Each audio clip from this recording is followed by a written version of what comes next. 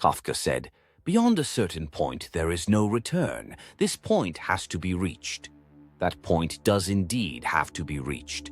There must be no way back. The Ignavi are those who refuse to make a choice. They are the most loathsome of all. You're in the worst of all possible worlds if you are following a woke messiah while imagining that you are supporting the cause of reason and logic. To square that circle, you would need to argue that all woke causes are reflective of reason and logic. Well, are they? Or are they New Age love and light sentimental crap that all extreme liberals have routinely spouted for decades? Are you resurrecting Christ or burying him once and for all? It's not Dionysus wearing a crown of thorns. It's Dionysus against the crucified. Go, tell the Spartans, thou who passest by, that here obedient to their laws we lie. That was the epitaph for the 300 Spartan heroes killed at Thermopylae. They fought to the last man. They fought knowing that none would survive. Their objective was to die gloriously. That would grant them immortality. It did. Alcuin, the English scholar and theologian, wrote his own epitaph. It was this: "What thou art now, wayfarer, world-renowned I was. What I am now, so shall thou be." The epitaph of David Hilbert, the great German mathematician, was, "We must know. We will know."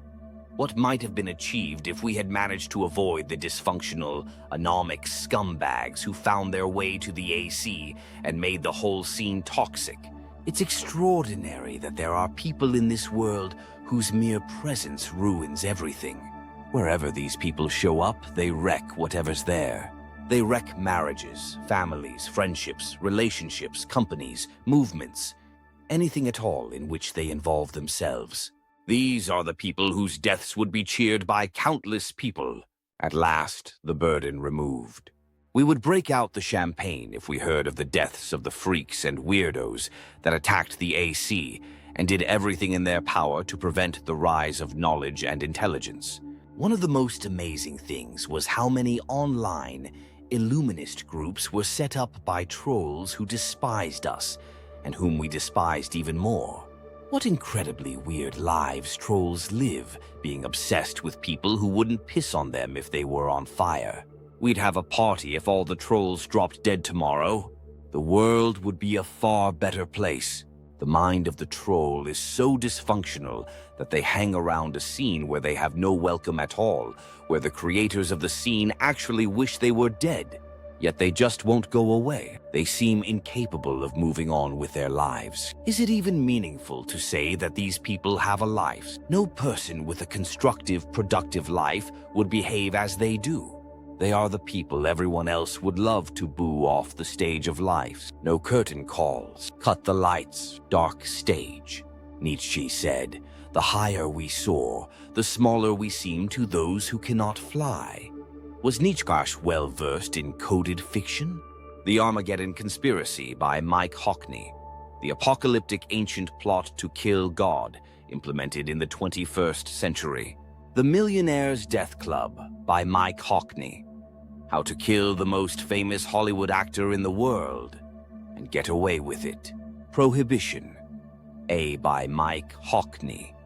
Will you dare to confront the most prohibited thing of all?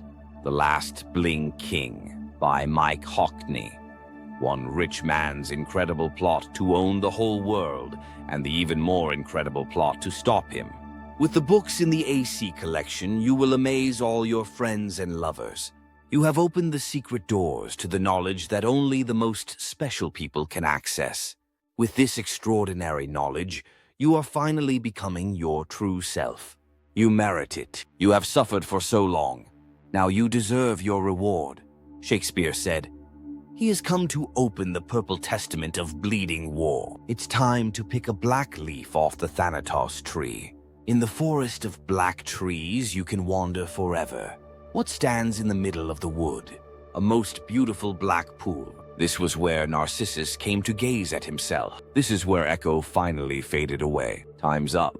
There are no more amazing tricks to pull off. The escapologist has run out of escapes.